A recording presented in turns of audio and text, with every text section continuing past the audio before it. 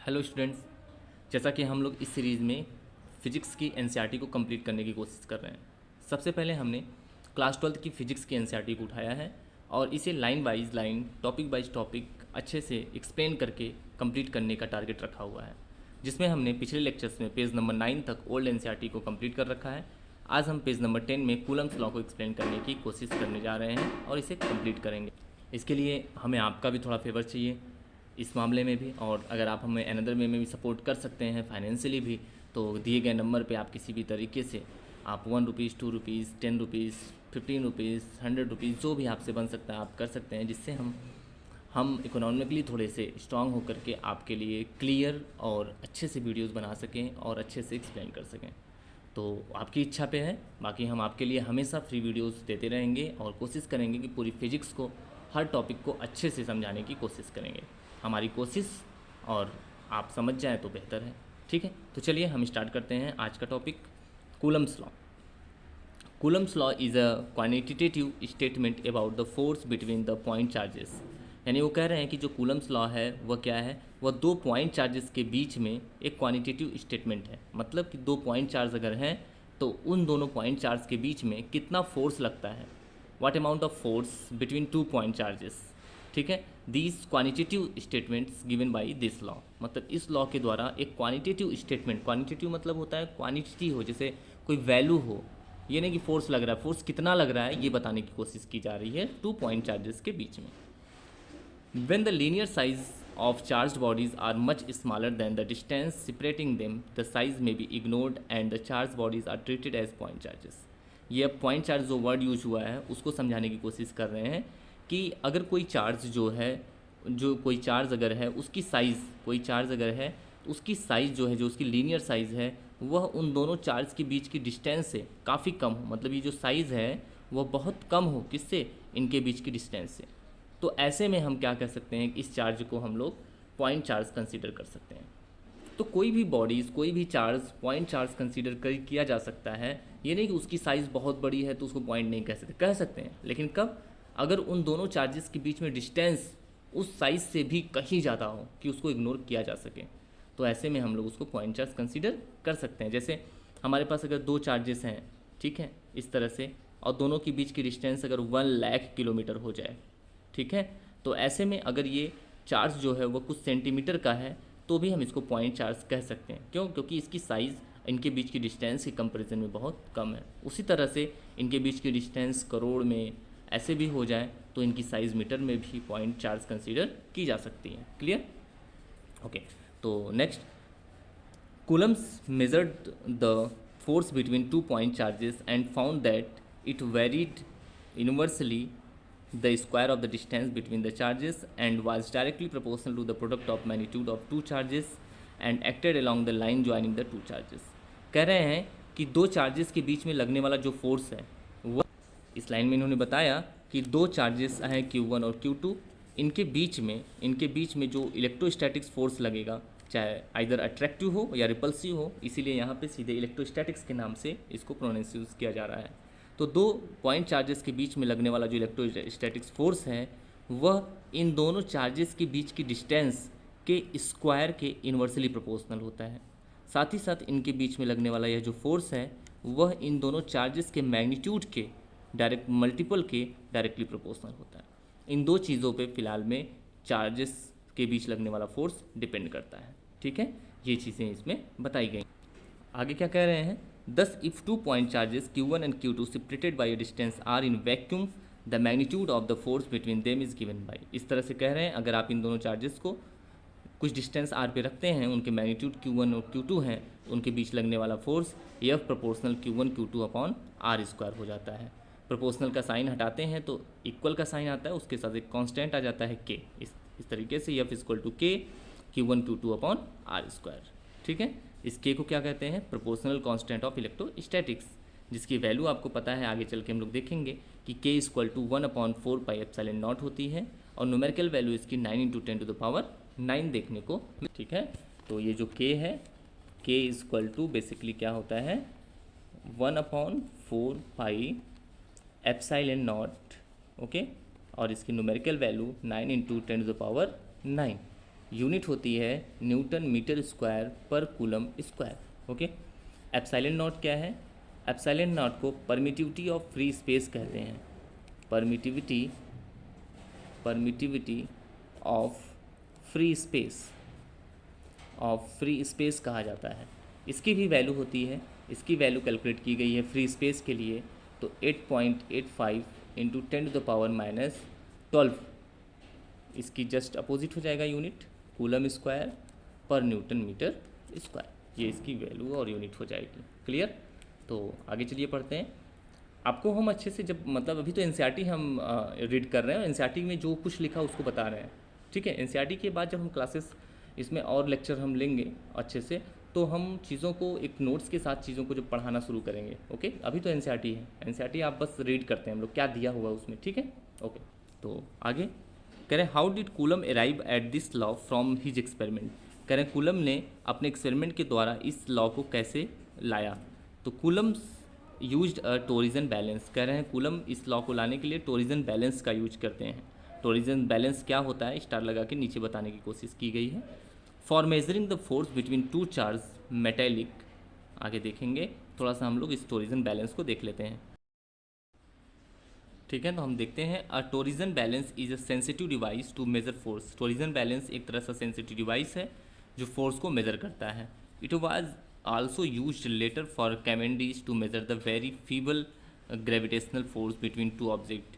कह रहे हैं बाद में इसको जो है कैवेंडिश ने भी यूज किया ग्रेविटेशनल फोर्स को मेजर करने के लिए दो ऑब्जेक्ट के बीच में, to verify Newton's law of gravitational, ताकि वह ग्रेविटेशनल के न्यूटन लॉ को वेरीफाई कर सकें। तो टोरिजन बैलेंस एक तरह का ही बैलेंस है, एक सेंसिटिव डिवाइस है। ठीक है, जिसमें ऐसे इस तरीके से आप दो बॉडीज़ ले सकते हैं। ठीक है, इन दोनों बॉडीज़ को कुछ डिस्टेंस पे रख के ऐसे इस तरीके से इनको यहाँ पे हैंग कर दिया गया। तो ये फोर्स ऑफ रिपल्सन के द्वारा एक दूसरे से दूर सेपरेट रहते हैं कुछ डिस्टेंस पर। ठीक है, तो इसके बारे में भी हम अलग से वीडियोज़ बना देंगे बाद में। फिलहाल में तो अभी ये चीज़ें हैं टोरिजन बैलेंस। ठीक है, और टोरिजन बैलेंस पे हम एक शॉर्ट वीडियो बना के जरूर आपको डाल देंगे कि टोरिजन बैलेंस क्या होता है। तो अभी आप जान जाइए कि बस टोरिजन बैलेंस क्या है। तो टोरिजन बैलेंस में इस तरह के दो बॉडीज़ ले लेते हैं और दोनों बॉडीज़ को यहाँ से इस तरीके से कुछ डिस्टेंस पर एक दूसरे से ऐसे सेपरेट करके लटका देते हैं ऐसे। अब इन दोनों के बीच लगने वाली फोर्स को मेज़र करते हैं। अगर चार्ज बॉडी है तो चार्ज लेते हैं, अगर चार्ज कर देते हैं, और ग्रेविटेशनल फोर्स मेज़र करते हैं तो कैवेंडिश ने यहाँ पे मास ले लिया था। ठीक है, ओके, तो ये हो गया। तो अब आगे क्या कर रहे हैं, टोरिजन बैलेंस का यूज करके कूलम्स ने क्या किया, दो मेटेलिक बॉडीज़ के बीच में फोर्स को मेज़र किया। क्लियर? ओके, अब आगे चलिए पेज नंबर 11 पे आ गए हम लोग। पेज नंबर 11 पे क्या कहते हैं उसको देखते हैं। When the separation between two spheres is much larger than the radius of each sphere, the charged spheres may be regarded as point charge। फिर वही बता रहे हैं कि अगर दो स्फेयर्स हैं उनकी जो रेडियस है वह उनके बीच के सेपरेशन से बहुत ज़्यादा कम है तो हम उसको पॉइंट स्फेयर या पॉइंट चार्जेस कह सकते हैं। However the charges on the spheres were unknown to begin with, how then could he discover relation like question. वो कह रहे हैं कि जो चार्ज स्फेयर पे चार्जेस होते हैं वह पता भी नहीं थे कि किसी स्फेयर पे कितने चार्ज हैं, अमाउंट उसका नहीं पता था। हाँ, कोई बॉडी जैसे फ्रिक्शन कर दिया, रब कर दिया, तो रब करने से वो अट्रैक्ट करने लगा तो हमको पता चल गया कि हाँ कोई बॉडी चार्ज जरूर हो गई क्योंकि वो अट्रैक्ट कर, लेकिन उस पर कितना चार्ज आ गया इस बात का अभी तक पता नहीं चला था कि आखिर उस पर चार्ज अमाउंट में कितना है। इस चीज़ का पता भी नहीं था। फिर भी कह रहे हैं कि जो कूलम्स ने रिलेशन दिया इक्वेशन 1.1 में कि F equal to 1/4πε0 Q1 Q2/r², वहाँ से ये Q1 Q2 कैसे उन्होंने दिया इस मैग्नीट्यूड को, जबकि वो अननोन था। तो फिर उन्होंने कैसे इस रिलेशन को दे दिया, आगे बताते हैं कि वह इस रिलेशन को कैसे देते हैं। Coulomb thought of the following simple way, उन्होंने कुछ आसान तरीके से इस बात को सोचा कि suppose the charge on a metallic sphere is Q. उन्होंने माना कि मान लीजिए कि एक मेटेलिक स्फेयर पर क्यू चार्ज है। If the sphere is put in the contact with an identical अनचार्ज sphere, अगर हम इस स्फेयर को एक दूसरे अनचार्ज स्फेयर के कॉन्टैक्ट में ले जाकर रखते हैं तो the charge will separate over two spheres. ठीक है, तो वह स्प्रेड ओवर टू स्फेयर, तो वह चार्ज दोनों स्फेयर पे फैल जाता है। By symmetry the charge on each sphere will be Q/2। ठीक है, तो क्या कह रहे हैं कि एक चार्ज बॉडी ले रहे हैं।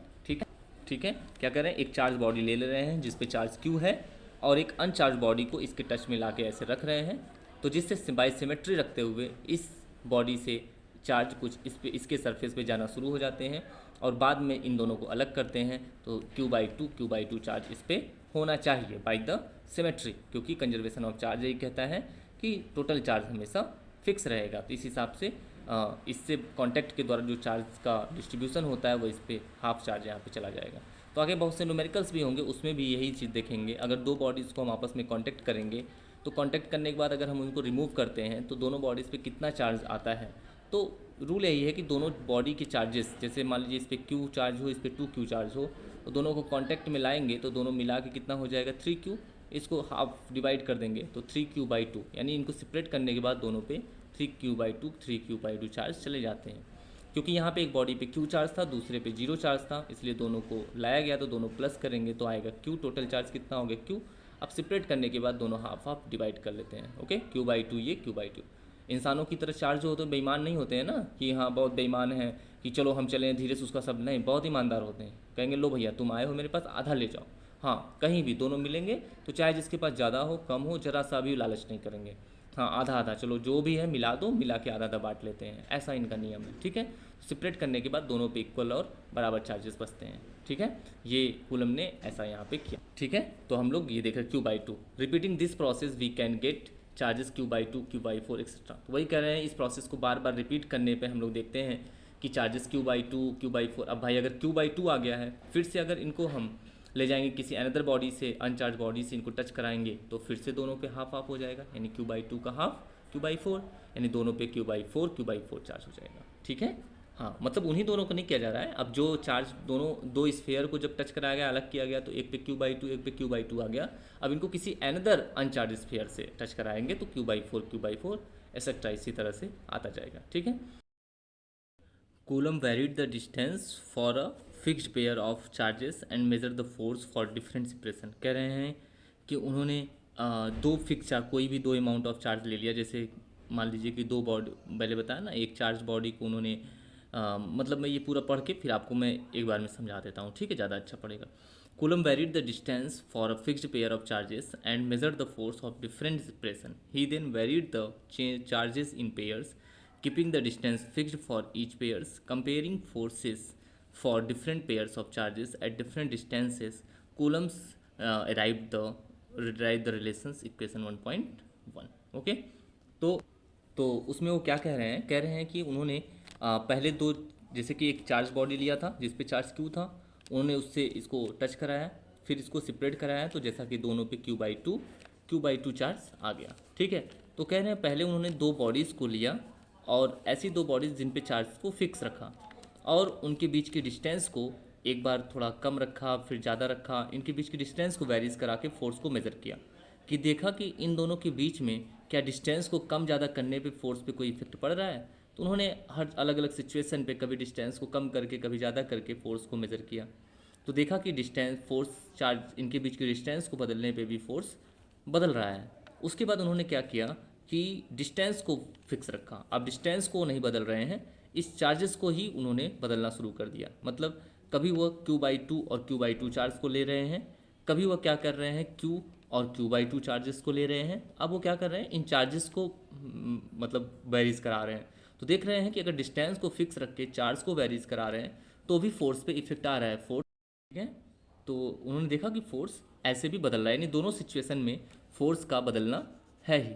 तो इस तरीके से जो पीछे आपने शुरू में क्वेश्चंस देखा था कि क्वेश्चंस क्या उन्होंने पूछा था कि आखिर में न्यूटन ने बिना चार्ज के अमाउंट का पता बताया ही कैसे इक्वेशन फर्स्ट यानी कि F=K Q1 Q2/r² को डिराइव किया। तो इस तरीके से उन्होंने डिराइव किया कि हाँ, F चार्जेस के मैग्नीट्यूड पे भी डिपेंड करता है और उनके बीच की डिस्टेंस पे भी डिपेंड करता है। ठीक है, उसमें उन्होंने यही बताया है कि न्यूटन ने एक्सपेरिमेंटली कैसे इस इक्वेशन को डिराइव किया है और कैसे चेक किया कि वह फोर्स और डिस्टेंस और चार्जेस के अमाउंट दोनों पे डिपेंड करता है चार्ज। ठीक है, ओके, आगे कह रहे हैं कि Coulomb's law simple mathematical statement was initially experimentally arrived at the manner described above.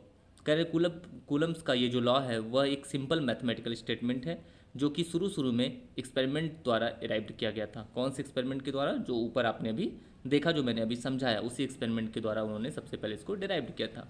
While the original experiment stabilise it at a microscopic scale, जबकि कह रहे हैं इसका ओरिजिनल एक्सपेरिमेंट जो है वो माइक्रोस्कोपिक स्केल पे किया गया है।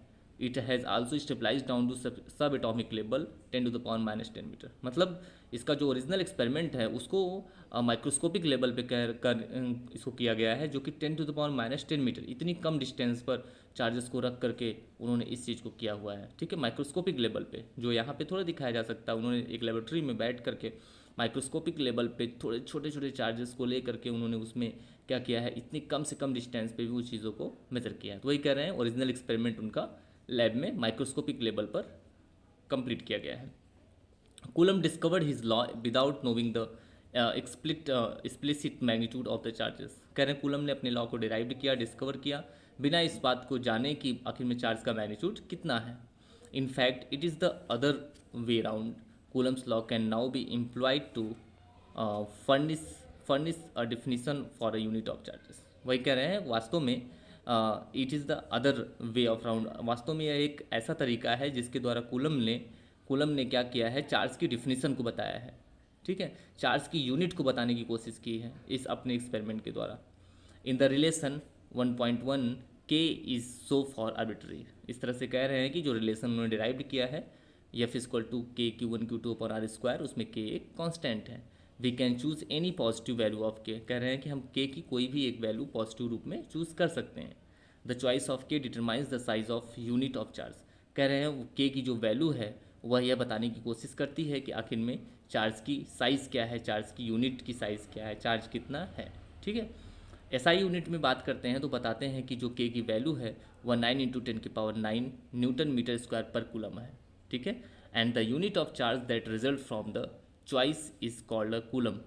इस तरह से कह रहे हैं कि जो यूनिट ऑफ चार्ज है, इस तरीके से उन्होंने चार्ज की यूनिट को क्या लिया, कूलम्स माना, which we define earlier in the section 1.4, जो कि सेक्शन 1.4 में इसको डिफाइन भी किया गया है। ठीक है, putting this value of K in equation 1.1 we see that, उन्होंने कहा कि अगर हम K की इस वैल्यू को उस इक्वेशन में रख दें तो मिलता है कि Q1 और Q2 को 1 कूलम लेने पर, R को 1 मीटर लेने पर चार्जेस के बीच में लगने वाला फोर्स 9 × 10⁹ न्यूटन होता है। Okay, that is 1 coulomb is the charge that when placed at a distance of 1 meter from another charge of the same magnitude, the vacuum experiences an electric force of repulsion of magnitude इतना। कह रहे हैं इस तरह से अगर हम 1 coulomb के चार्जेस को एक दूसरे से 1 मीटर की डिस्टेंस पे रख देते हैं तो उनके बीच लगने वाला जो फोर्स होता है वह 9 × 10⁹ न्यूटन का लगता है। ठीक है, और ये वैक्यूम की बात कर रहे हैं। क्लियर, अगर सिमिलर चार्जेस हैं तो वह रिपल्सन टाइप का फोर्स होगा, अगर अपोजिट हैं तो अट्रैक्शन टाइप का फोर्स देखने को मिलेगा। 1 coulomb is evidently too big a unit to be used, वही कह रहे हैं 1 कूलम जो है वह एक बड़ी यूनिट चार्ज की देखी जा सकती है। In practice in electrostatics 1 uses smaller units, practice में चार्जेस की छोटी यूनिट ओके तो चार्जेस की छोटी unit like milli coulomb, micro coulomb का भी यूज हो सकता है। 1 milli coulomb equal to 10⁻³ coulomb and micro coulomb में 10⁻⁶ कूलम होता है। ओके, और यहाँ पे कांस्टेंट K की वैल्यू बता रहे हैं 1/4πε0 और यहाँ पे पुट कर रहे हैं, और यहाँ पे जो मैंने बताया पीछे लेक्चर में बता दिया था कि परमिटिविटी ऑफ फ्री स्पेस है ε0 और उसकी वैल्यू है 8.854 × 10⁻12 coulomb square Newton per metre square. Okay, यहाँ पे क्या दे रहा है, implicit this in this is the assumption of additivity of charges and conservation of 2 charges Q/2 each add up to make a total charge Q। वही वो बता रहे हैं जो कूलम का एक्सपेरिमेंट था ना बेटा, कि उसमें ये बोला गया था कि हाँ कि 2 चार्जेस को मतलब एक चार्ज बॉडी अनचार्ज बॉडी को ले जाया जाता है तो दोनों एक दूसरे को एडअप कर लेते हैं, मतलब इस पे से चार्ज आधा वहाँ चला जाता है और दोनों मिला के चार्ज को आधा आधा बांट लेते हैं। तो वही चीज़ें यहाँ बता रहे हैं कि अगर किसी बॉडी पे Q चार्ज है और उसको अनचार्ज बॉडी के पास ले जाते हैं, फिर उसको सेपरेट करते हैं तो दोनों पर Q/2 चार्ज आ जाता है। ओके, तो चलिए ये भी हमारा आज पेज नंबर 11 आपका कंप्लीट होता है ओल्ड एनसीईआरटी का।